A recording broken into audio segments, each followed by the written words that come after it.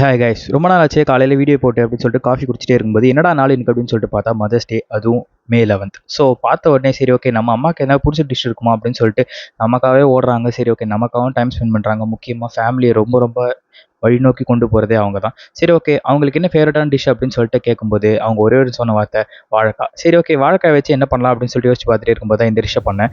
சரி ஓகே இது பண்ணிகிட்டே இருக்கும்போது எங்கள் அம்மா வந்து ஆஃபீஸ் கிளம்பிட்டே இருக்கும்போது ஒரு சின்ன கிளிப்பிங் தான் போட்டிருப்பேன். என்ன அப்படின்னா எங்கள் அம்மா வந்து எப்போதுமே வந்து சாமி கும்பிடுவாங்க. சரி ஓகே அது என்னங்கிறதையும் மறக்காமல் காது கொடுத்து கேளுங்க.